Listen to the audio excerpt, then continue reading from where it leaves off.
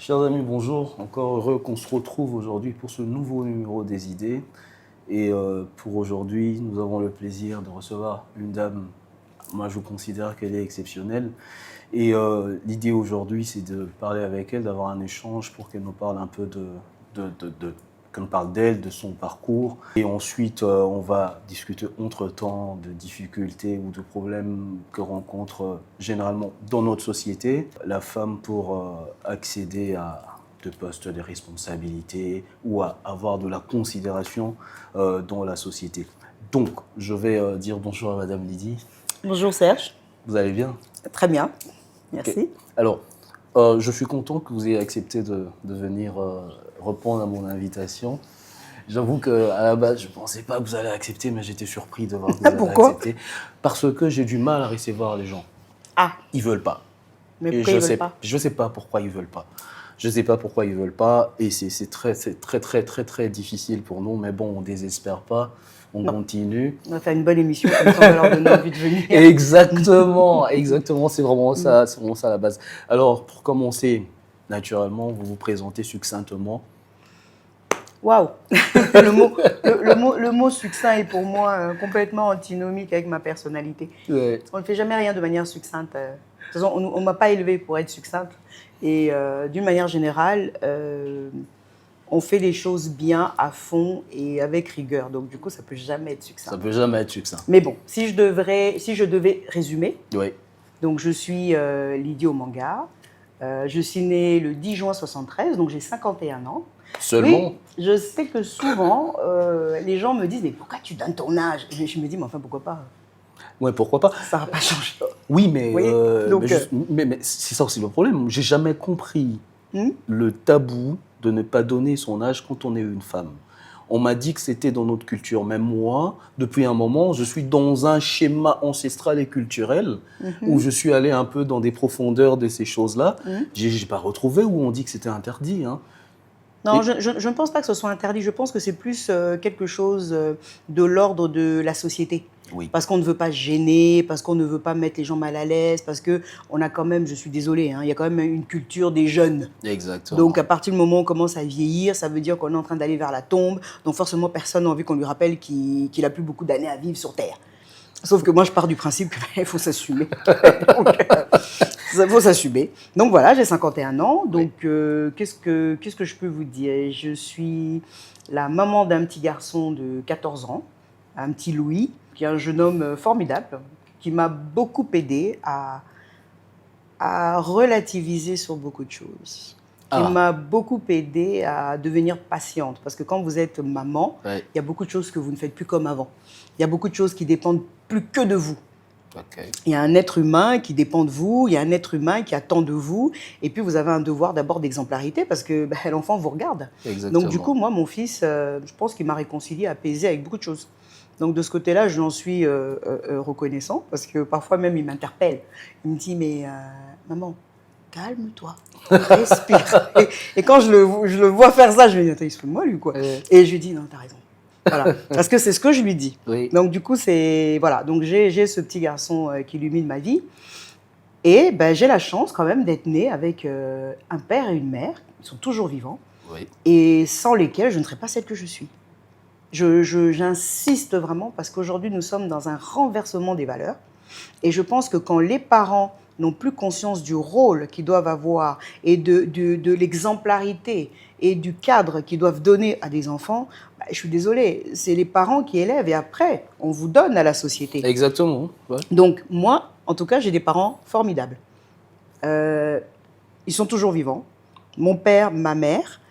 Quand je dis formidable, c'est parce que nos parents ne nous ont jamais limités. Oui. Je m'entends. On nous élève. On dit bonjour, on dit merci, on dit s'il te plaît, on respecte les grandes et on respecte les adultes, on lève la main avant de parler. Mes parents, je les vous vois, je les tutoie pas. Mais il y a quelque chose d'intéressant que vous venez de dire, et ça c'est très intéressant. On reviendra sur ça peut-être plus tard dans l'échange. Vous avez dit quelque chose, vous avez dit vos parents ne vous ont jamais limité. Oui. Et donc j'ai une question par rapport à ça. Ça arrive un peu plus tôt, mais bon, Oui, allez, c'est la discussion, ça ne fait rien, c'est comme cela. Qu'est-ce que vous direz, parce qu'on a entendu ça tout le temps, pour dire que les parents congolais, Oui. ils sont trop dans une logique patriarcale de la chose. C'est-à-dire que les parents eux-mêmes assignent leurs enfants filles à la cuisine, comme on dit. Est-ce que ça a été le cas pour vous? Alors, c'est marrant parce qu'effectivement, bon, on a dit que c'était une discussion, non? Oui. Bon, moi, je suis comme à la maison. Donc là, j'enlève. Moi, Ouais. je me mets à l'aise. On laisse Donc, ça, ouais. je me mets à l'aise. Yep. Là, écoute, si je dois être honnête, je dis que c'est hyper important parce que la première chose que nous vivons, c'est ce qui se passe au sein de nos familles. Oui. C'est pas la société, c'est pas ce qu'on voit à la télé, c'est ce qui se passe à la maison. L'éducation qu'on nous donne, c'est ce qu'on va sortir dehors. Ouais. Si on nous apprend à la maison qu'on ne vole pas, qu'on doit avoir des principes, qu'on demande, qu'on est rigoureux, on ne va pas voler dehors. Ouais. Parce qu'on sait que c'est pas comme C'est ça pas qu'on a comme été ça. élevé. Ouais. Souvent, je dis aux gens, quand on les forme, c'est pas en arrivant en fonction que vous volez, c'est parce que vous êtes voleur que vous allez continuer à voler. Donc, c'est vrai que moi, j'ai des parents qui ne nous ont pas limités. C'est-à-dire que mon père et ma mère nous géraient, filles et garçons, de la même De la manière. même façon. Voilà. Ça veut dire que quand on faisait la vaisselle, mon grand frère faisait la vaisselle, on avait un tableau, lundi c'est toi, mardi c'est moi, les toilettes. Ma mère nous a appris à nettoyer les toilettes, mais à mon frère et à moi, à mes sœurs, à tout le monde. Je me rappelle un jour, on était Non, à mais des- il se passe quelque chose de très Non, important. non, c'est important. Là, hein. Pourquoi? Parce vous n'avez que, pas idée, mais c'est la non, non. déconstruction de beaucoup de Mais choses non, que vous parce êtes que, en train de en faire. fait, Moi, je suis content de cet je échange. pense que, mais peut-être mes parents ont eu la chance. Oui. Mon père, très tôt, lui, il a vécu en Europe. Ouais. Très tôt, mon père est du côté de mon père, donc nous sommes de la famille Omango Meonga, on vient de Wembonyama, donc on est du Kasaï, nous sommes une tribu de guerriers, de princes coutumiers, etc. Et la sœur de la mère de mon père, c'est maman Pauline qui a épousé Patrice Lumumba. Donc on Ok. est dans une famille, on est toujours un peu, on a été Ouais. là qui m'a foumbé. Donc on n'est pas là, on n'a pas le temps, mais on nous élève avec cette conscience de nous. Donc mon père, très jeune, mon père m'a dit, toi tu seras comme Benazir Bhutto. Voilà. Je ne savais pas qui elle était. Mon Ouais. père m'a dit, toi tu seras comme Indira Gandhi. Gandhi. Oui. J'écoutais, j'avais 6-7 ans, je me baladais, mais je me dis, pourquoi il parle? Mais un jour, vers 11-12 ans, j'ai commencé à prendre le bouquet, j'ai dit, au fait, c'est qui? Oui. Et je voyais toujours Jeune Afrique, Harper's Bazaar, Vogue, parce que Ouais. c'est les trucs que j'ai vus sur la table. Mais Jeune Afrique était toujours là. Et mon père était toujours en train de parler, de discuter, de refaire le monde, d'écrire. D'ailleurs, on l'appelle Victor Hugo. Ouais. Parce que mon père, il ne te Tellement parle pas. il adore Mon père, il écrire. t'écrit. Ouais. Et quand tu lui envoies une lettre, il corrige tes fautes. Non, il te ouais. dit. Et tu dis, attends, papa, moi je vous envoie un courrier, c'est pas. Il dit, ma fille, c'est la rigueur. Donc moi j'ai vécu avec un père comme ça. Mais moi, mon père, il faisait la cuisine. Mon père, il massait les pieds de ma mère. Ah ben voilà. Donc, j'ai pas eu un papa dur dans le sens où il te restreint pas, il te réprime pas. Moi, c'est plutôt ma mère qui est général-major. Ouais. C'est ma mère qui est au garde à vous, qui Voilà. vient, on ne touche pas par l'épaule, on rigole pas ensemble, on n'est pas des amis. Donc, mais peu importe là-dedans, personne ne nous limitait. Ma mère me disait, mais ce que ton frère fait, tu peux le faire. Tu peux le faire, exactement. Et mon père disait à ma mère, mais Alphonsine, parce qu'elle s'appelle Alphonsine, pourquoi tu lui dis, laisse-la faire. Si elle tombe, elle verra qu'il ne faut pas monter. Ouais. Et un jour, je me rappelle, mon frère m'énervait et il courait, je ne sais plus, il est monté dans un arbre. Et moi, j'aimais bien manger les madamés. Et je retourne, je dis à ma mère, et ma mère m'a fait, c'est quoi au juste? Mais non, il est monté dans l'arbre. Elle m'a dit, qu'est-ce qui t'arrête? Je dis, attends. Donc je me suis dit, ah, elle m'autorise à monter dans l'arbre. Ah ben tu peux le faire. Et ben, c'était pour elle, pour dire, mais ne te limite pas, monte. Monter également. Ben, je suis montée. Oui. Et là-dessus, là, mon frère, bon, on s'est cogné, Ouais. mais bien comme il fallait. Mais ce que moi, je retiens de ça, c'est qu'on ne nous a jamais limités. On ne nous a jamais dit, tu n'es pas capable, tu ne peux pas faire. Et Que je tu pense es l'inférieur de l'homme. Non, Jamais. jamais. Et je pense qu'effectivement, cette histoire de patriarcat, etc., c'est là, ça existe. On ne peut pas faire fi. Oui. Parce que nous sommes dans des sociétés africaines avec des conventions, avec une manière d'être, une hiérarchisation des choses. Mais dans notre éducation, on ne nous a pas limités par rapport au genre, etc. Et ce qui fait même que ma mère, un jour, elle a dit à mon frère, mais non, tu dois savoir faire la cuisine, etc. Comment tu vas savoir que la femme avec qui tu es, elle sait le faire? Tu dois savoir nettoyer la vaisselle, les toilettes. Comment tu vas savoir qu'elle fait bien le ménage? Et elle lui a même dit, c'est comme ça que vous allez vous enticher de filles idiotes parce que vous n'êtes pas capable de faire les choses par vous-même. Maintenant, vous dépendez d'elle. Exactement. Et vous ne faites pas des beaux mariages. Donc, moi, j'ai toujours entendu de l'autonomie. De l'indépendance, quelque part. Et ça, peu Mais- importe le genre. Oui, mais Fille, le garçon. respect. Oui, le respect. Le respect. Parce que ma mère, elle nous disait toujours, il faut que vous ayez une capacité de discernement. Ce n'est pas seulement au niveau de la foi et de la spiritualité. Le discernement fait que tu es africaine, tu es une fille. On t'élève d'une manière qui est, voilà nos coutumes, voilà nos valeurs. Ici, tu es en Europe, donc tu te retrouves dans une acculturation. Et elle nous disait toujours, il ne faut pas oublier, il faut qu'à chaque fois vous sachiez, on est dans quel contexte. Oui. Parce que, elle m'avait dit un jour, tu peux être aussi intelligente que tu es. Mais si tu ne sais pas dans quel contexte tu es et tu ne sais pas quand est-ce qu'il faut te taire, quand est-ce qu'il faut parler, quand est-ce qu'il faut agir, elle me dit, ma fille, tu perds. C'est toi qui vas perdre. On ne verra pas que tu es intelligente, on ne verra pas ceci, parce que selon les contextes, on te jugera à l'aune de ce que tu es en train de dire, pas par rapport à ta personne, par rapport à un contexte, malheureusement. Aujourd'hui, je vais à Paris, je me balade, je mets des chaussures, comment on appelle ça, les chaussures de piscine avec des chaussettes. À Paris, je fais ça. Ouais. Mais je ne fais pas ça ici. Tu ne peux pas faire ça ici. Non, parce qu'à Paris, les gens ne me connaissent pas, ils s'en foutent. Et puis à Paris, il y a un autre état d'esprit. Donc, les conséquences de ce comportement n'est pas de nature à dégrader ou mon image, ou ma personne, etc. Alors qu'il y a des choses, mais ici en RDC, vous ne pouvez pas faire. Mais ça soulève encore une autre question, parce que vous dites tellement de choses intéressantes, et moi, ça me fait venir tellement des questions. Est-ce qu'il existe une universalité de culture ? Parce que ce que vous dites, c'est intéressant. Ça veut dire que, quelque part, il n'y a pas une universalité de culture. Ça veut dire que les valeurs qui peuvent être considérées comme valeurs en Orient, ce n'est pas forcément la même chose en Occident. Ce n'est pas forcément la même chose au Sud, ce n'est pas forcément la même chose au Nord. Et que la force de l'être humain, c'est justement sa capacité à s'adapter. Exactement. Mais alors, comment vous percevez aujourd'hui cette sorte d'universalisation de culture ? Où on veut que le monde entier soit exactement même culture pour tout le monde, au point où on en arrive même à des apartheids, si je peux appeler ça comme cela. C'est-à-dire qu'on va rapidement te mettre de côté parce qu'on estime que tu ne marches pas comme ça devrait être exactement. Je ne pense pas que c'est par rapport à la culture. Moi, je pense que c'est par rapport à la société. Il y a toujours eu des apartheids, il y a toujours eu des castes, etc. À l'époque, ici, au niveau de la RDC, il y avait un grand royaume, le royaume Congo, qui allait même jusqu'en Angola. Moi, je me rappelle que quand j'étais en histoire du droit à Assas, on était en train de nous expliquer comment est-ce que Louis XIV avait mis en place des ministères de ceci, des ministères de cela, des ministères de cela. Après, quand je fais un 3e cycle à la Sorbonne au niveau des études africaines, on nous apprend que non, déjà à l'époque du royaume Congo, il y avait déjà des ministères, des machins, et ça datait d'avant Louis XIV. Et on se rend compte que finalement, on nous a fait croire que c'est eux qui nous ont apporté quelque chose, alors que non, un peuple c'est pas le cas. Et je peux vous dire que même quand on lit Cheikh Anta Diop, on comprend très bien ce du mot, enfin, c'est n'importe quoi, etc. Mais bon, c'est pas le propos ici, mais il n'y a pas d'universalité de culture. Moi, je pense qu'il y a que des différences qui, en s'unissant, font une richesse. Ces différences-là, ça veut dire qu'il y a quelque chose qui est assez, comme une colonne vertébrale, qu'on retrouve chez tout le monde. C'est le respect, c'est la considération. Ça, que vous alliez n'importe où, quand vous respectez, quand vous considérez les gens, vous allez arriver à vous adapter. Parce qu'il n'y a pas très longtemps, j'étais en mission à Bangkok. J'étais en train de lire comment on dit bonjour, comment on dit ceci, qu'est-ce qu'on fait, etc.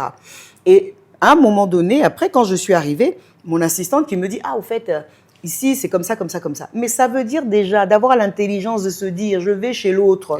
Comment je fais pour pouvoir ne pas être dans l'irrespect ?» Vous voyez ? Exact. Parce que je veux que lui aussi me respecte.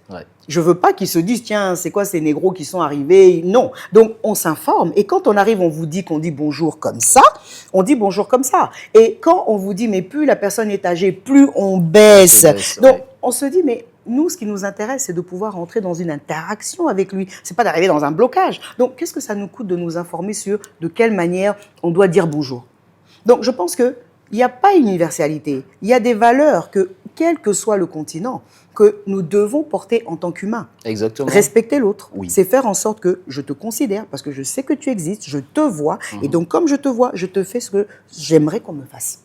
Et je crois que c'est plus ça. Après, le reste, on est différent. C'est comme quand je lisais la thématique que vous m'aviez envoyée sur l'égalité des chances. Ah ouais. J'ai rigolé, parce que je me fais, il n'y a pas d'égalité des chances. Je suis désolée, c'est une utopie. Je raconte pas Je ne suis pas en train de faire du populisme. Il n'y a pas d'égalité des chances. On n'est pas nés le même jour. T'es garçon, je suis fille. Je suis né en juin, t'es né en août. Je suis né en ville, t'es né. Quelle égalité? Déjà, on ne démarre pas de la même manière. Mais c'est Pourquoi génial vous voulez qu'on finisse de la même mais manière? c'est très bien ce que vous dites. Alors, est-ce que vous en conviendrez avec moi que les inventeurs de ces concepts d'égalité des chances et tout ça, c'est que de l'idéologie? Non, on a besoin parce qu'une société doit se structurer. Ouais. Une société est obligée d'avoir des règles et des normes, sinon ça devient une anarchie.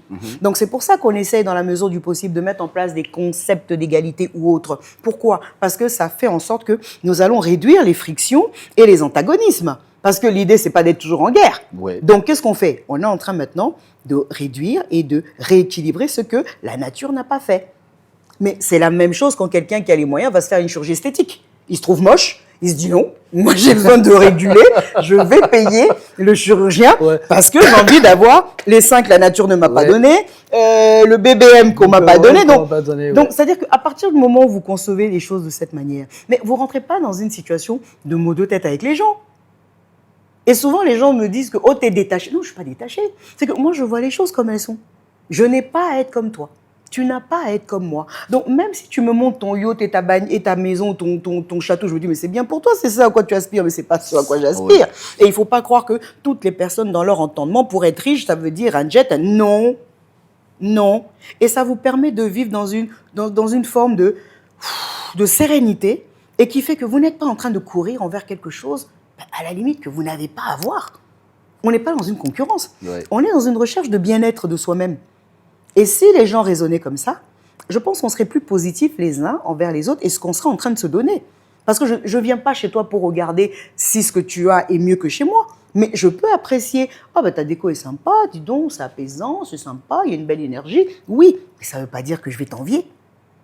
Et au contraire, je trouve que de plus en plus, avec les réseaux sociaux, avec tout ce qui se passe, les gens sont toujours dans une espèce de quête, dans une espèce de profusion. Mais justement, en parlant de ça, moi je pense, à mon avis, que c'est ça justement, je suis vraiment d'accord avec vous, c'est ça qui fait plus de mal au combat du féminisme entre Quoi, les réseaux sociaux? Non, c'est cette façon de penser qu'il y a un combat unique avec des aspirations uniques que certaines vont, grâce à des lobbies et tout ça, vouloir imposer à toutes les femmes. Moi, j'ai regardé, l'autre fois, je me baladais sur les réseaux sociaux et j'ai vu, il y a une femme, camerounaise ou ivoirienne, je crois, qui a dit qu'elle, ça l'arrangeait d'être femme ménagère. Les gens sont tombés sur elle. Et 90% c'était des femmes. Pour lui dire que tu n'as rien compris, tu es sous l'emprise de ton mari et tout ça. Ah, femme ménagère, c'est-à-dire qu'à la maison? Oui, elle a dit, moi, ça ne m'embête pas. Moi, je veux être femme ménagère. Et pourtant, elle a un bac plus 5, je crois. Elle a fait des études de droit aussi, je crois. Mais elle disait que elle, ça ne l'embêtait pas et que c'était son bonheur. Et c'est là que je suis vraiment d'accord. Et j'ai beaucoup aimé là où votre conception du bonheur, qui était de dire que c'est quelque chose d'individuel d'abord. Oui. C'est-à-dire que moi, je peux considérer que je suis riche du moment où je suis en mesure de prendre une petite tasse de café tous les matins. Oui. Et je trouve que ça me va. Et ça fait mon bonheur. Mais c'est vrai. Et pour un autre, il considère qu'il est riche du moment où il commence à voyager en jet privé. Oui. C'est là qu'il considère qu'il est riche. Oui. Alors, si moi, je dois penser que je suis bien quand je voyage en jet privé alors que je n'ai pas les moyens, il y a un problème qui ne va pas. Et donc, ça crée une société où on est envieux les uns les autres. Et justement, quand on est envieux les uns les autres, ça produit rapidement la criminalité, toutes les déviances qu'on connaît. Exactement. Et ça déstructure la société. Tout à fait. Et parce que vos valeurs se renversent, parce qu'on se dit, pour qu'on me respecte, il faut que j'ai un iPhone 15. Voilà. Pour qu'on me respecte, il faut que j'ai des cabellos, il faut que j'ai ceci, etc. Quand je suis arrivée au niveau de mes fonctions, en tant que directrice de la communication du chef de l'État en 2019, je me rappelle, mais c'est vrai que tout à l'heure, vous m'avez demandé de me présenter rapidement. Donc, je vais revenir. Bon, on va revenir à ça. Je vais revenir sur l'avant pour expliquer l'après. Ouais. Donc, je reviens, j'ai 51 ans. Exactement. Donc, je suis, donc en France, à l'époque, on dit un bac B. Oui. Donc, j'ai fait un bac économie. Donc, je me suis inscrite à la fac de droit à Assas. à Paris 2 Assas. Donc, je suis sortie diplômée d'Assas. Donc, j'ai un DEA, etc. J'ai un DESS. J'ai une maîtrise de droit. Donc, j'ai dépassé la licence. Hein. Et en même temps que j'étais en droit, on avait l'Institut français de presse. Et je me rappelle que moi, pendant que j'étais en train de finir ma licence de droit, il fallait choisir, est-ce que tu veux une carrière de magistrat ou est-ce que tu veux faire l'école du barreau? Et moi, je me rappelle que j'avais été prendre les informations pour être magistrat, donc faire l'ENM. Ouais. Et en même temps, je regardais, je passais devant cette école, je me dis, mais c'est quoi cette salle, hein, IFP? Et un jour, je regarde et je vois, ils sont là, ils parlent communication, télé, machin. Je dis, tiens, et puis je m'informe. Et je me rends compte que, ben, tiens, pour être là, j'ai le niveau. Donc, je me dis, bon, attends. Le NEM, c'est à Bordeaux. Ouais. Ici, je reste dans le cadre de la fac qui est à côté du jardin de Luxembourg. Ouais. Il dit, bon, ok, les parents veulent que je termine mon droit. Ok, je vais leur faire plaisir, je vais m'inscrire. Mais moi, je vais aller là-bas. Donc, en même temps, j'étais inscrite à l'ENM. Et en même temps, je faisais mon diplôme à l'Institut français de presse qui était communication, journalisme institutionnel, radio, télé, tout ça. Ouais. Donc, je faisais les deux. Et puis à un moment, j'en ai eu marre, je dis, bon, je vais arrêter de mentir, hein, je vais leur dire que je n'irai pas faire des notes de synthèse. Les rêves de mes parents. Ça sert à rien, donc voilà. Et puis un jour, je leur ai dit, j'ai dit, bon, écoutez, en fait, je faisais double, mais bon, ça, je vais pas le faire. Mais je vais plutôt aller vers le journalisme, etc. Alors ma mère qui me regarde, qui dit, ok, donc tu dessines, tu peins, tu danses, maintenant tu veux faire du journaliste. Et mon père encore lui dit, mais laisse-la, qu'est-ce que tu veux? Elle explore, donc laisse-la. Et ils m'ont juste dit, ok, termine ton droit. C'est-à-dire, emmène-nous le diplôme le plus long. À côté, tu fais ce que tu veux. Donc moi, qu'est-ce que j'ai fait? J'ai dit, bon, we got deal. So, j'ai donné le diplôme de droit. Mais entre-temps, j'ai eu ma formation et mon diplôme de l'Institut français de presse. Ouais. Entre-temps, je suis partie faire l'Institut français de la mode qui me donnait un 3e cycle en management, fashion et gestion des entreprises de mode, de beauté, etc.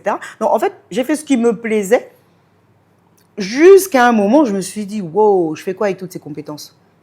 Avant de continuer, donc vous avez fait tout ce qui vous plaisait. Oui. Est-ce qu'à un certain moment, vous avez senti que votre condition de femme a été un frein pour vous dans l'exploration justement de ces diverses matières, de ces divers univers?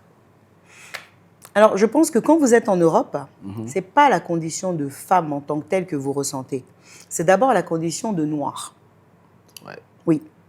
D'abord, on vous fait sentir que vous êtes une noire, donc une étrangère. Et c'est cette condition-là d'abord qui est celle qui vous impacte le plus. C'est pas le fait d'être noir. Même si un garçon était noir, le fait d'être noir, on va d'abord lui faire ressentir qu'il est noir. Et moi, j'ai toujours eu la chance d'être la seule noire. De la promotion, donc la seule noire dans une fac de facho. Parce que Assas est connue pour être une faculté d'extrême droite. Exact. Et plus vous rentrez à Assas, la première année, vous êtes rempli dans l'amphithéâtre. Deuxième année, vous êtes dans des amphithéâtres plus petits. Ouais. Licence encore plus petit. Maîtrise, oh bah tiens, c'est des salles. Un peu petit, ouais. Donc ça veut dire que moi, j'étais toujours la seule noire. Alors, la première année, je me rappelle, comme j'ai toujours tout eu finger in the noise, j'allais en touriste. Je me dis, ouais, c'est bon, je vais potasser. Et je passe mes examens. Et on me dit, non, tu dois repasser la 2e session. J'ai dit, hein? Elle dit, ça va commencer quand? Elle dit, depuis quand? Donc, c'était un challenge à moi-même. J'ai dit, non. Et j'ai bossé. J'ai dit, non. Et je suis passée in extremis avec des très bonnes notes dans des matières, j'avais vraiment que j'aimais beaucoup. Oui. Après, je me suis dit, non, il faut changer de stratégie. Donc, tout le temps, je bossais. Tout au long de l'année avec des fiches, etc. J'allais à Cujas, j'allais à Sainte-Geneviève. Mais en fait, ce qui m'avait le plus marqué, je m'étais dit, t'es la seule noire. Il faut que tu bosses. Donc, les blancs, là, déjà, ils sont racistes. Ouais. Donc, quand ils vont voir la fille nègre, là, on l'interroge par le prof de TD et qu'elle ne sait pas répondre. En fait, j'avais l'impression que j'avais tout le continent derrière moi et que moi, je fautais. Mais c'est bien, alors quelque part... Et j'ai dit non, je ne peux pas. Non, mais quelque part, vous vous êtes dit, non, même pas de manière inconsciente, mais de manière très consciente, que vous n'allez pas leur donner le droit de confirmer leurs stéréotypes sur les Noirs. Oui. Bah, ça, j'adore. Non, c'est-à-dire que je ne pouvais pas. Ouais. Parce qu'en fait, l'éducation que j'ai reçue, ma mère nous dit, il faut être fidèle dans les petites choses. C'est biblique. Ça veut dire que c'est pas parce que quelqu'un ne te voit pas. Une fois, je me rappelle, elle me demande de nettoyer les toilettes, etc.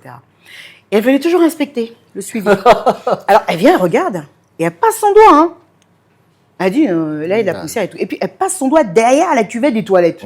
Elle me dit, c'est quoi ça? Je lui dis, genre, je ne veux pas aller là-bas. Elle m'a dit, mais si. Je lui dis, non. Elle dit, si, ma fille. C'est justement ce que les gens ne voient pas qui doit être parfait.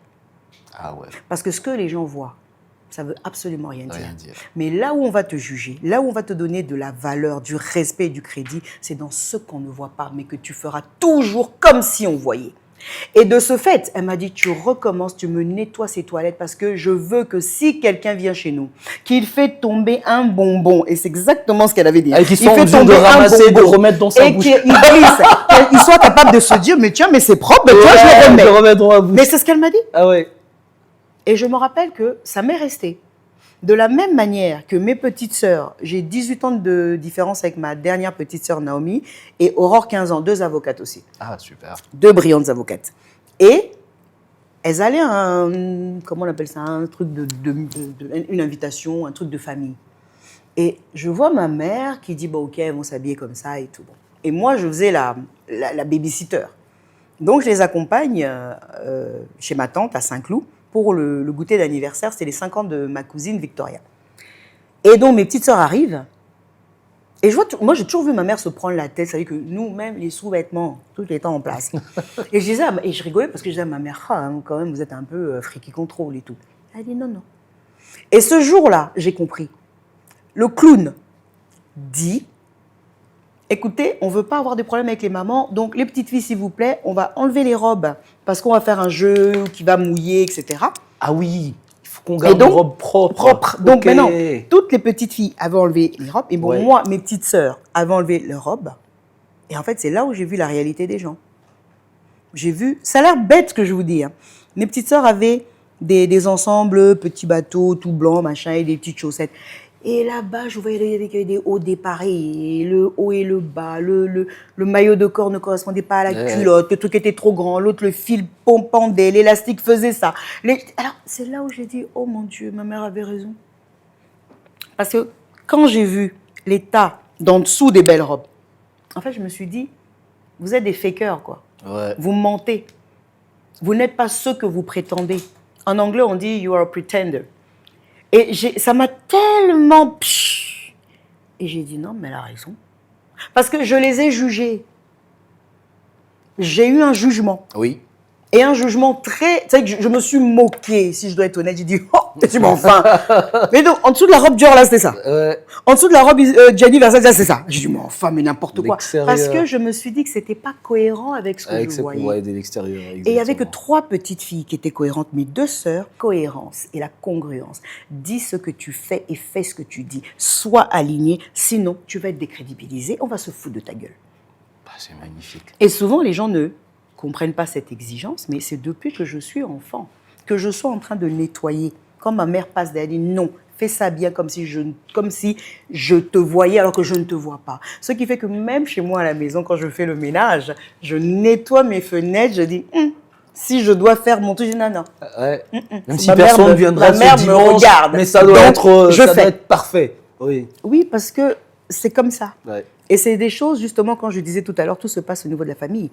C'est des choses que les parents, l'intérieur, vous donnent, vous inculquent. Et c'est ce que vous ressortez, que vous donnez au monde. On dit souvent, on ne peut donner que ce qu'on a reçu. Quand on a reçu de bonnes choses, on donne de bonnes choses. Ouais. Vous voyez ? Donc, c'est pas sorcier. Là, les rôles donc, quand on voit tout ce qu'on peut voir dans la société, il faut se demander à un moment aux parents, quand est-ce qu'il y a eu un bug ? Quand est-ce qu'il y a eu un bug ? C'est super. Alors, donc, maintenant, on revient au début pour parler, pour essayer de retracer maintenant expérience professionnelle, parcours, votre cheminement. Donc, fac de droit, Oui. on a compris fac de droit, ensuite IFP. Fac de ensuite, droit, communication, marketing, management. Ouais. Ouais, donc toutes ces casquettes-là. Et après tout Après, ça, qu'est-ce qui se passe? entrepreneuriat. C'est-à-dire qu'après, j'ai monté une boîte avec ma sœur où justement un jour, je me disais, mais bon, toutes ces compétences, j'en fais quoi? Et en fait, je dis à ma sœur, justement, par rapport au fait d'être noire au niveau de l'Europe, de ne pas toujours avoir la valorisation qui est la vôtre, dans le sens de ce que vous faites et que vous avez toujours une image négative, parce que vous êtes noir, on ne prend pas le temps de vous connaître, on ne prend pas le temps de se dire au fait qui elle est, etc. Moi, très tôt, j'ai fait des choses où j'étais autonome. Je ne pouvais pas, à part dans les stages, me dire je vais commencer à travailler pour quelqu'un, dans une entreprise où on va commencer à m'instruire, me donner des idées ou des instructions. C'est peut-être prétentieux, mais bien souvent, les personnes qui m'instruisaient ou quoi, ben, j'étais plus intelligente en termes de ce que moi je produisais comme idée. Et c'était frustrant de voir que, à un moment, comme elles étaient blanches, comme elles étaient ceci, ben, c'est elles qui récoltaient les lauriers. Oui. Et que peu importe ce que vous pouviez faire, ben, à la fin de l'année, on donnait une promotion à quelqu'un d'autre. Donc moi, je me suis dit, écoute, moi, je sors de ce système. Donc j'ai créé mon agence de communication. J'ai commencé à travailler pour des particuliers, des clients, des personnalités, etc. Et c'est là, justement, après que mon père a dit, parce que bon, avant ça, quand j'ai créé, c'est-à-dire que j'ai été 15 ans journaliste. Ah ouais. J'ai été journaliste pendant 15 ans. Télé, Internet, médias, mais spécialisée dans tout ce qui était femmes, etc. Et c'est là après que mon père me dit, mais écoute, je trouve que tu perds ton temps, reviens au pays. Donc là, j'ai 15 ans, parce que bon, quand je regarde, et mon père me dit, non, non, rentre au pays. Et j'ai à mon père, non, pas question. Il me dit, reviens au pays, tu perds ton temps, c'est pas ton pays.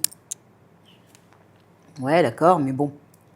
Et franchement, s'il n'y avait pas eu ce coup de pied au derrière, j'allais pas rentrer. Et il me dit, là, ici, tu es chez les Blancs. Il revient, tu as des choses à faire. Avec tout ce que tu as appris, tu as des choses à rendre. Et il m'a dit, je te donnerai les conditions pour rentrer, parce que je sais qu'avec l'éducation qu'on vous a donnée, vous êtes trop exigeant. Ouais. Effectivement, mon père m'a trouvé un job. Son ami, Vital Caméré, il a demandé à Vital, écoute, ma fille a fait ça, ça, ça, au lieu qu'elle perde son temps, je préfère qu'elle travaille avec toi. VK, à l'époque, était donc président, secrétaire général du PPRD.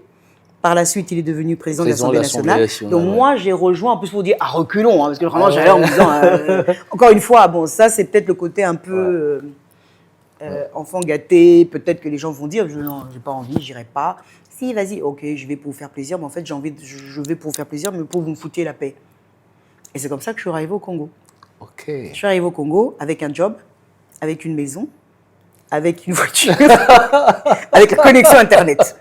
Parce que mon père avait dit, je te connais. Ouais. Donc, il n'a pas acheté la maison, il a construit la maison.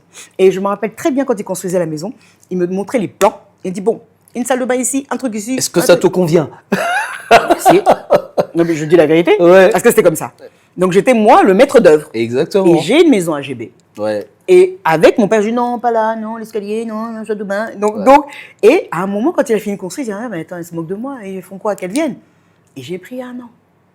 Et quand je suis arrivée, donc la maison, la voiture, le job était là, et j'ai commencé mon boulot auprès de Vital Caméré comme conseillère en communication à l'Assemblée nationale.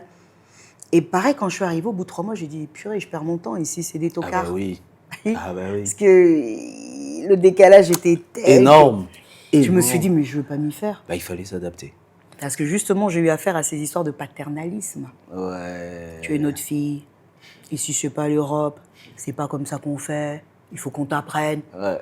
Et j'ai dit, mais ils me connaissent pas. Non, mais quelque part, tu te dis, enfin, permets-moi de tutoyer parfois, hein, ça arrive. Il n'y a pas de problème. Ouais. Donc, parfois, quelque part, tu te dis, mais attends, mon propre père, qui est un mâle, dans le sens de masculin, comme eux ne m'infantilisent pas, et pourquoi c'est à eux de m'infantiliser? Enfin, ce que je veux dire par là, c'est que le patriarcat n'est pas aussi universel qu'on aimerait nous faire croire. Parce que moi, quand j'entends l'histoire de ton papa, mais moi, je suis émerveilleux de voir vraiment Alors, comment moi, c'est mon père. Comment, mais que c'est ton père qui a poussé bien sûr, sa fille. C'est mon père qui a quoi. poussé. Mon père nous a C'est toujours génial. poussé. Et d'ailleurs, ce que je leur avais dit, je les ai regardés, j'ai dit, c'est quoi votre nom? Ils m'ont dit, moi je m'appelle Amisi Massoudi Tambo. J'ai dit, ok, vous, c'est quoi votre nom? Oh, Kadiata. J'ai dit, ben oui, vous appelez pas Omanga. Donc, vous n'êtes pas mes pères. Exactement. Et je leur ai dit, arrêtez, je ne suis pas votre fille. Remettons les choses dans le contexte, on est dans un cadre professionnel. Donc, arrêtez de m'infantiliser, je ne suis pas votre fille. Je travaille avec vous, on collabore, mais ça s'arrête là. Effectivement, au vu du contexte, mais de la culture, ils ont trouvé que j'étais impoli, que je leur manquais de respect. Et je leur ai dit, ça m'est égal parce que je n'ai pas à être impoli ou pas poli, j'ai à être correcte, courtoise, respectueuse. C'est dans le cadre professionnel. Oui. Et encore une fois, j'ai eu beaucoup de chance parce que j'ai encore eu sur mon chemin un homme, Vital Caméré, qui était complètement dans cette compréhension. Exact. Donc, à chaque fois qu'on me mettait des pots de banane, c'était le premier à dire « Mais vous, la laissez travailler, oui. » Et à chaque fois, il disait « Mais le résultat, c'est quoi ?» Ben non, non, le travail est fait. Alors, le reste, elle n'a pas le contexte comme vous. Donc, si vous n'avez pas autour de vous, entre guillemets, des hommes ouverts d'esprit et capables de comprendre, mais il y a beaucoup de femmes qui ne peuvent pas arriver à avancer et à évoluer. Ah, ça, il faut le dire, effectivement. Non, c'est la vérité, ce n'est pas une question de faut le dire. C'est un fait. Oui, tout à fait. Je suis désolée. À chaque fois, aujourd'hui, nous sommes dans un environnement où les femmes, pour qu'on puisse avancer, on est intelligente, on est brillante, on est tout ce que vous voulez. Mais si dans le contexte dans lequel nous nous trouvons, dans le cadre professionnel, familial, autre, on n'a pas, parce que ce n'est pas les femmes qui décident. On aimerait qu'il y ait plus de femmes qui décident. Mais à chaque fois, vous avez un référent masculin. Et si ce référent masculin n'a pas cette ouverture d'esprit, mais ça va être difficile pour une femme de s'insérer. C'est pour ça qu'aujourd'hui, peut-être, je ne passe pas du coq à l'âne, mais ça a un sens, on parle de masculinité positive. Parce qu'aujourd'hui, on doit élever nos garçons, on doit élever les hommes, ou en tout cas les sensibiliser à une autre manière de gérer les relations et les rapports genre. Je dis souvent aux personnes, mais aujourd'hui, vous me voyez, vous êtes en train de regarder l'Idiot Manga. Vous êtes en train de raconter beaucoup de choses complètement, excusez-moi le terme, débiles. Ouais. Je ne veux pas être vulgaire, mais je leur ai dit, vous pensez vraiment que si nous, les femmes, on était en train de tout obtenir du fait de notre condition féminine et de nos attributs, mais ça serait la République des femmes. J'ai dit, mais enfin, on prendrait le pouvoir depuis longtemps. Exact. Ça serait la République des femmes. Donc, c'est pour vous dire qu'on n'a pas ce pouvoir. Donc, il faut arrêter de nous donner le pouvoir qui n'est pas le nôtre, parce que si on l'avait, vous allez vraiment voir qu'on serait en train de l'exercer. Et au-delà de ça, tout cet état d'esprit est important. Pourquoi ? Si vous ne sensibilisez pas les hommes, si vous-même, les femmes, n'avez pas conscience, parce que qui élève les hommes? Ce sont les femmes. Merci. Ouais. Donc, si vous-même, vous n'avez pas conscience du pouvoir que vous avez sur votre garçon pendant qu'il est petit, pour qu'il ne devienne pas le tortionnaire de demain ou l'harceleur d'une autre femme dans son bureau ou ailleurs, parce que nous aussi, on n'a rien compris. Mais moi, je suis très content de vraiment... C'est qu'on n'a rien compris. Je suis très content de cet échange parce que ça déconstruit beaucoup de choses et que parfois, certains combats sont menés, je ne dirais pas par naïveté, mais je dirais plutôt par un suivisme parfois aveugle. Et ce que vous êtes en train de dire aujourd'hui, c'est très important. Vous avez dit, il faut sensibiliser les hommes. Oui. Moi, je préfère vraiment ça à ceux qui pensent ou à ceux qui pensent que il faut aller plutôt dans un combat frontal avec les hommes. Ce dont nous avons parlé, alors donc on est parti de votre parcours, de vos 51 ans d'âge, et ensuite on a parlé de vos études, ensuite on a parlé de votre boulot d'entrepreneur d'abord, et ensuite de votre retour au pays, et jusqu'à la RPTC actuellement. Mais moi, je voudrais savoir si vous avez un engagement associatif, parce que je considère que c'est important quand même, au-delà de nos fonctions que j'appellerais étatiques, ou plutôt de nos fonctions qu'on a dans tout ce qu'on fait. On peut être employé quelque part, on peut être ministre, député et tout ça. L'engagement associatif, c'est toujours quelque chose d'important, de sorte à relever ensemble la société à travers un engagement associatif. Est-ce que vous avez un engagement associatif? Oui, nous, parce qu'une association, c'est nous. Nous en avons un particulièrement. Je suis présidente des femmes d'exception du Congo. C'est vrai que dit comme ça, on a l'impression que l'exception, c'est quoi? Non, mais Moi, déjà, si je veux dire femme d'exception, c'est quoi? ben, justement, c'est encore une fois le fait de vouloir marquer un parcours inspirant, un parcours résilient. Donc, c'est une association de femmes qui réunit des femmes, pas forcément des femmes super diplômées, mais des femmes vraiment dont personne ne peut nier que le parcours est quand même exceptionnel et qui sort de l'ordinaire. Mais des hommes aussi, hein, parce qu'on part du principe qu'il y a des hommes masculins positifs. Et ce qu'on veut vraiment, c'est à travers nos expériences, à travers nos fonctions de leadership, pouvoir montrer un autre exemple de femme. Donc, il y a beaucoup de rôles modèles. Nous avons la première, la deuxième vice-présidente de la FEC, si je ne m'abuse, c'est la deuxième vice-présidente, Maman Eliane Moukeni. Nous avons la seule femme qu'on avait eue à l'époque, qui était bâtonnière. Aujourd'hui, Dieu merci, elle a fait des émules, Maître Rose Tombakaja. Nous avons Nicole Tombabouacha, qui est la directrice de cabinet adjointe du chef de l'État. Mais on a aussi Alexandrine Zao, qui est procureure au barreau de Matete. Mais on a aussi Bestine Kazadi, qui est en ce moment ministre. Et notre rôle, c'est vraiment de pousser, de faire en sorte qu'on a l'avantage de rencontrer le chef de l'État régulièrement, puisque c'était à la base un événement en tant que DIRCOM que j'avais mis en place et que le chef a voulu que je poursuive et que je structure. Et régulièrement, on est un peu comme un groupe de pression, de lobbying.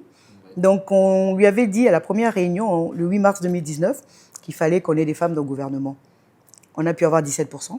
On a continué, on a eu 27, on a continué, on a eu 28. Aujourd'hui, on est à 32. Donc, on continue 32%, oui. Et on a une femme première ministre. Donc, ça, c'est vraiment le rôle de l'association, de promouvoir un leadership transformationnel, mais aussi d'aider les jeunes femmes, qu'on appelle les exceptionnelles à suivre. On les repère, on les encadre et on les mentore pour que demain, elles puissent exploser elles aussi. Quelqu'un peut vous faire le reproche, justement, de dire que la jeune femme dont il est question, c'est la jeune femme bourgeoise.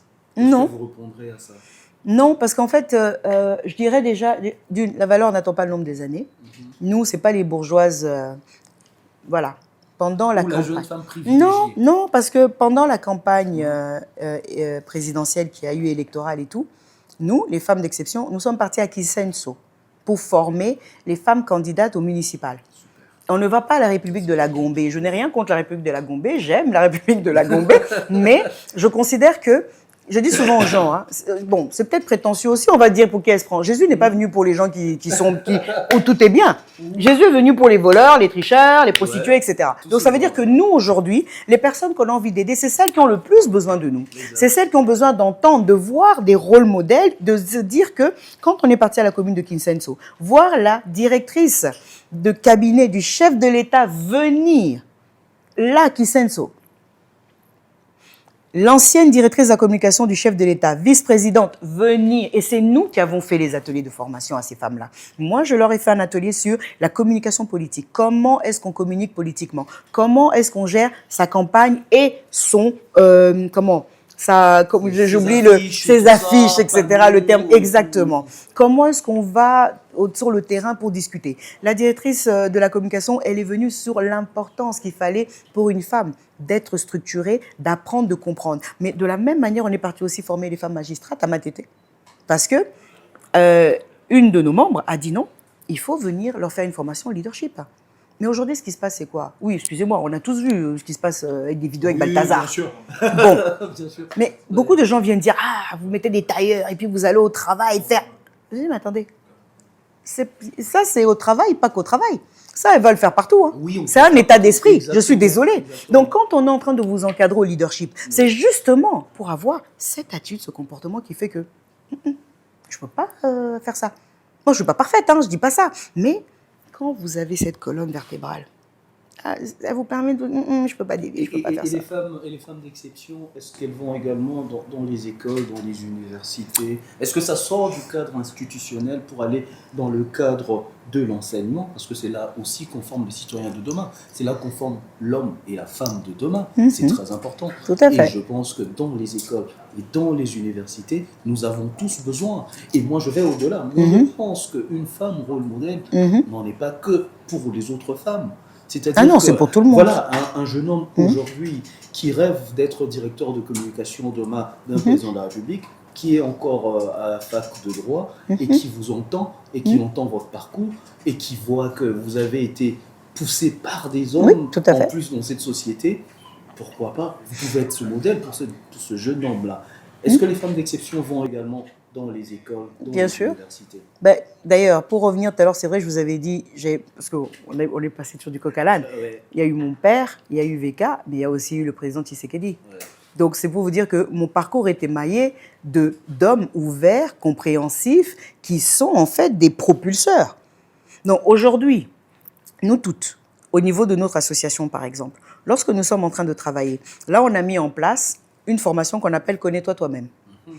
Connais-toi toi-même, c'est cette formation qu'on va commencer à démarrer à partir de 2025, justement dans les universités, dans les écoles, parce que, sincèrement, tout ce qu'on vient de dire, c'est parce que les gens ne se connaissent pas. Quand tu te connais, on t'a élevé, on t'a transmis des valeurs, on t'a éduqué d'une manière, et que tu sais qui tu es, tu sais quelles sont tes valeurs, tu ne vas pas commencer à rentrer dans une histoire de corruption. Parce que tu te connais, tu dis « je ne peux pas ». Quand tu te connais, il y a certaines choses que tu ne vas pas aller faire parce que tu te dis « ça, c'est pas moi ». Et le fait de se connaître, c'est comme une boussole qui te permet de garder l'orientation et de ne pas te perdre. Donc cette formation-là, on va l'adapter par rapport aux écoles, parce que voilà, par rapport aux jeunes femmes, par rapport aux hommes, par rapport aux étudiantes ou aux étudiants, parce que c'est la même chose. Aujourd'hui, le pays et notre société souffrent de quoi? Il n'y a plus de valeur. Il n'y en a plus. Il n'y en a plus. Non, mais pourquoi il n'y en a plus? Agonie de valeur. Moi, j'ai un ami qui a écrit un bouquin, il s'appelle Siméon, il a écrit un bouquin Quête d'essence. Oui. En fait, parce que c'est le questionnement perpétuel des êtres humains. C'est la recherche du sens, finalement. Et moi, je pense que l'essence est un horizon qu'on n'atteindra pas, du moins, puisque en tant qu'être humain, on est buté par cette vérité qui est une réalité, qui peut être cruelle et difficile, c'est la mort. Donc, ça veut Oui, dire mais que- justement, je trouve que c'est intéressant. Ouais. Parce que comme la mort, on sait que c'est une fin. Exactement. Le sens que la vie, ou le sens qu'on peut donner à notre vie, c'est justement, non pas de ne pas arriver à cette fin, parce que de toutes les façons, elle est inexorable, mais c'est en attendant sur le chemin qui nous mène, de quelle manière on a envie d'y aller. Super. On a envie d'y aller en guenille, on a envie d'y aller avec dignité, on a envie d'y aller en claudiquant. C'est ça la quête de sens. Vous savez, Exactement. aujourd'hui, on est en train de nous dire, il y a tout cette... en Afrique, on vous dit souvent, on ne s'intéresse pas à la santé mentale, au bien-être. Mais le sens, c'est quoi? Tout à l'heure, je vous disais, mais moi, je ne me compare pas aux autres. Vous savez, parfois, je suis contente d'être chez moi. Ouais. Et moi, chez moi, je ne suis pas maquillée, je suis en pagne, j'ai mes boubous. Donc, quand je suis chez moi, devant New York Unité Spéciale, ou devant mais oui, devant un truc de Netflix, Oui. mais c'est le moment où je me ressource. C'est le moment où je suis calme. Je peux lire un bouquin, je peux mettre Chris Brown à fond et danser. D'ailleurs, je commence toujours la journée par la musique. Tout à l'heure, j'étais en train d'écouter Mona Lisa. C'est-à-dire qu'à chaque fois Oui, que je discute avec vous, Oui. à chaque fois que vous dites un truc, ça me pousse à poser mais des parce que questions. le sens, c'est Ça ça. crée une ouverture. Non, et tout ça. Serge, le Et- sens, c'est ouais. qui tu es. Exactement. Et si tu arrives à trouver ton équilibre, tu es une meilleure personne pour les autres parce que tu illumines, parce que à tu emmènes quelque chose de positif. Mais tu as besoin pour ça, à un moment, de reculer, de te ressourcer parce que le Exactement. monde est une vraie pollution. Et vous avez dit un truc, Une vraie agonie, pollution. vous avez dit quelque chose, l'agonie de valeur, et dans son bouquin, justement, il y a tout un presque un chapitre où il parle de l'agonie de valeur, et quand je vous ai entendu dire ça, ça m'a rappelé ce bouquin-là, parce que je l'ai reçu dans l'idée, on a parlé de son bouquin également, effectivement, l'agonie de valeur, et là, on constate cela, et oui. je suis content que dans le cadre de femmes d'exception, Oui. vous soyez justement dans ce rythme-là, Oui. sur ce chemin-là, justement, où on veut absolument sortir cette société de l'agonie de valeur dans laquelle elle Oui. se trouve. Et je suis très content, justement. Et que c'est ce pas soit- facile, hein. C'est pas facile. Et c'est Pas pour ça facile. que. Non, mais c'est pour ça, lorsqu'un combat devient facile, ça veut dire qu'il faut passer à un autre combat. C'est clair. Ouais. Et souvent, les gens nous disent mais vous étiez nombreuses. Au départ, c'est vrai qu'on était, au total, le chef de l'État a dû rencontrer plus de 70 personnalités. Et ça avait justement commencé de l'idée que pendant la campagne de 2018, je disais au chef de l'État, mais il va falloir vraiment intégrer le genre, etc. et tout et tout. Et puis à un moment donné, le chef dit, mais attendez, même si on veut les nommer et tout, mais elles sont où? On les connaît pas. J'ai dit, attends. Ouais. Et là, il pouvait plus dire je les connais pas, parce que là au moins il en connaît au moins 70. Ouais. Et on ne regardait pas les partis politiques. Hein. On ne regarde pas. Nous, ce qui nous intéresse, c'est d'emmener des compétences. Exactement. Et aujourd'hui, le chef de l'État sait, il voit, il est sensibilisé, parce que lui-même, il est champion de la masculinité positive, et il est champion E4She, parce qu'il a cette double casquette. Exactement. Et quand on voit ce qu'il est en train de faire, comment est-ce qu'il est en train de promouvoir les femmes, même moi, ma nomination, je la lui dois, même en tant que directrice de la communication. C'est pas Vital Caméré qui l'a dit, mais la directrice. C'est lui qui a dit à Vital Caméré, c'est elle que je veux comme directrice. Et c'est vrai que souvent, les gens ne pensent pas à ça. Mais si. Donc, c'est pour dire qu'à chaque fois, si on ne rend pas hommage aux hommes qui ont permis et qui permettent que les choses changent, ça veut dire que nous-mêmes, nous sommes des femmes aussi, comme les hommes à qui on est en train de reprocher des choses. Et je dis souvent, la femme, c'est un homme comme un autre. Hein. Elle a droit à l'erreur. Elle a le droit à l'incompétence. Oui. Et je disais à quelqu'un, même en incompétence, on veut la parité. Oui. Donc, nous, mais bien sûr, autorisez-nous, oui, parce qu'on se plaint. Souvent, il y a des hommes, ils sont nuls, il était ministre, là, mais regarde. Et je dis aujourd'hui, mais arrêtez. La première ministre, elle fait son travail, etc. Maintenant, si demain, vous dites, elle est en train d'échouer. Mais par rapport à quoi? Parce que vous avez été nombreux, là, vous avez échoué, vous avez fait des choses. Non, mais oui, même demain, elle peut rempiler. Vous rempilez. Pourquoi pas elle? En plus, elle est pas minable et elle n'est pas incompétente. Mais c'est juste comme c'est une femme.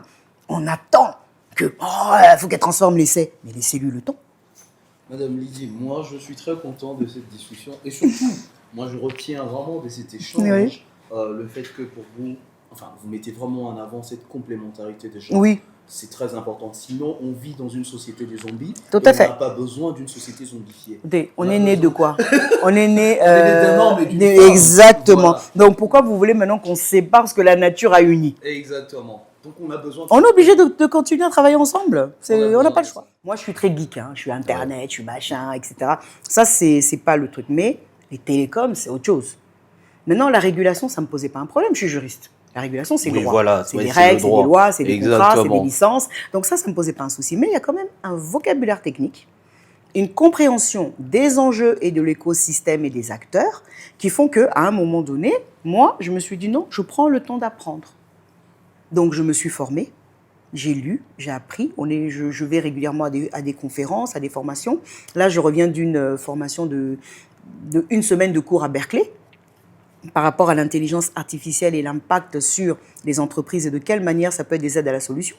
Mais il y avait aussi tout un volet sur la cybersécurité, sur la santé, et ce qui était très intéressant, sur l'empathie. Ah. Intelligence artificielle et empathie. Et c'est vrai que on se dit, mais sur l'intelligence artificielle, avoir une empathie. Ben si, parce qu'au fond, c'est des hommes qui programment. Exactement. Donc quand un homme ou une femme, hein, quand je dis homme avec un H, hein, programme, mais il met ses biais dans cette intelligence. Tout à fait. Et moi, toutes les questions qui m'interpellent, c'est toutes les questions de souveraineté culturelle. Parce que quid de nos données à nous? Parce que nous, en Afrique, j'ai l'impression que parfois, on est encore un petit peu... On n'a pas encore saisi que demain, c'est cette révolution-là, parce que celle qu'on est en train d'avoir, elle est juste une petite porte ouverte. Mais la plus grande, c'est celle des données. Ouais, celle qui arrive, et que demain, c'est cette richesse-là. Et que si on ne maîtrise pas, on va se retrouver dans une autre colonisation qui ne va pas dire son nom. Les données vont valoir plus que le pétrole. On risque de faire la guerre pour les données. Vous rigolez ou quoi? C'est déjà la guerre pour les données. Quand vous avez Facebook qui est en train d'instrumentaliser toutes les informations que vous donnez et qui les utilise pour pouvoir aiguiller une élection, etc. Ouais. Mais demain, attendez, nous, on nous a montré, je suis là, la guerre, vous n'êtes pas sur le terrain, hein, je suis derrière mon ordinateur et je suis en train d'envoyer le missile. Et quand j'envoie le missile, l'IA qui est intégrée sait que la cible est censée être comme ça, comme ça, comme ça. En chemin, la cible change. Mais l'IA recalcule. Oui, voilà. La cible se déplace, je recalcule, mais je vais arriver à la cible. Donc, aujourd'hui, je me dis, nous qui avons des problématiques avec 9 voisins, je ne veux pas rentrer dans les détails, si, au niveau de notre pays, on n'intègre pas toutes ces sensibilités déjà dans ce qu'on est en train d'apprendre et de former au niveau de notre population et même au niveau des managers qui gèrent. Ça va être compliqué. Ça va être très compliqué. Madame Lydie, je suis c'est très pas une touche négative, hein, non, mais c'est au contraire, c'est pour dire qu'on a tellement de choses à faire encore. Oui. Et en matière de technologie, encore plus. Parce qu'aujourd'hui, ce sont nos enfants qui vont, eux, demain, gérer ces technologies-là. Mais quelle est la transition aujourd'hui que nous sommes en train de leur permettre d'avoir? Quel type Exactement. d'usage les enfants vont avoir? Ça ne veut pas dire qu'on doit mettre un ordinateur dans toutes les écoles, c'est pas ça, puisqu'il y a aussi des effets négatifs. Mais Exactement. on doit quand même préparer cette génération-là à cette guerre-là technologique qui ne va pas arriver chez toi en te bombardant, Oui. mais qui arrive à travers ton téléphone. On fait comment? Parce qu'on va vous induire. Quoi penser? Quoi manger? Bah oui, Comment réagir? on va formater vos... Par rapport à vos questions de paternalisme, excusez-moi, vous aviez dit tout à l'heure, oh le paternalisme, machin. Mais aujourd'hui, quand quelqu'un va taper sur Internet, il va lui dire la théorie du genre. Oui, mais bien Donc, évidemment. maintenant, vous voyez bien que au niveau de nos cultures, si on ne fait pas attention, il y a aussi quelque chose qui va venir. Et qui aura tendance à complètement anéantir ce qui a été Moi, notre je ne culture juge depuis pas. des millénaires. Exact, je suis Non, mais seulement en je train suis de dire entièrement- que si aujourd'hui on ne prend pas le chemin Je- de cette transition, mais comme il se doit, Ouais. on va se retrouver avec encore des gaps. Non, mais je suis entièrement d'accord avec vous. Ça a été une discussion super intéressante. On est toujours un peu pris par le temps, c'est ce qui est, c'est Vous ce allez qui est faire un montage embêtant. après. Oui, c'est ce qui est embêtant. On est toujours un peu pris par le temps. Oui. J'ai souvent une question traditionnelle que je pose. En 2-3 mots, quel est Ouais. votre message à la jeunesse? Ah, connais-toi toi-même. Connais-toi. Vraiment. C'est hyper important de se connaître. Quand on se connaît, on ne se perd pas. Et on ne se laisse pas embarquer, on ne devient pas un mouton. Quand on se connaît, on est capable d'aller à contre-courant. Parce qu'on sait que l'autre chemin n'est pas bon. Et c'est important. Merci beaucoup, Madame Lydie, pour ce moment. Merci, d'échange. Serge. Je suis très content. Moi de même. Je te remercie vivement Et moi aussi. d'avoir déjà. Parce que je sais que tu as insisté, Voilà, je sais que tu m'as tanné des messages, je sais. Je fais un effort de ne pas dire le mot, mais en fait, c'est le mot qu'il faut dire. J'ai te harcelé pour passer. Oui, mais bon, moi, je n'ai pas vu ça comme un harcèlement. Moi, j'ai vu ça comme des rendez-vous manqués parce qu'en fait, à chaque fois, il y avait beaucoup de déplacements de ma part et je me suis dit, et là, quand j'ai regardé l'agenda, Joséphine qui me dit, oui, jeudi, dimanche, et j'ai même eu peur parce qu'en fait, il fallait partir. Je devais être en Côte d'Ivoire. Et quelque part, j'ai dit non, Dieu est bon. On n'a pas été ici pour quoi. C'est super. Ouais. Non, c'est vraiment bien. Mon ami, merci beaucoup. On est très contents. C'était une discussion passionnante avec Madame Lydie Bomala. On a parlé de masculinité positive, on a parlé de son parcours. On espère vraiment que cet échange et le parcours de Madame Lydie va inspirer pas que des femmes, parce qu'elle a insisté là-dessus. On veut sortir de cette société d'apartheid où on va essayer de catégoriser les êtres humains, selon que ce soit des femmes ou des hommes. On n'en a pas besoin. Les compétences n'ont pas des genres. Il faut qu'on travaille tous dans une certaine complémentarité avec l'objectif de ramener notre société vers le pôle, la société congolaise vers le haut. Merci beaucoup, merci à la Lydie. Merci Serge. Super. Allez, donc, chers amis, on se retrouve prochainement. Que Dieu bénisse la République et les ancêtres nous protègent. Bye bye.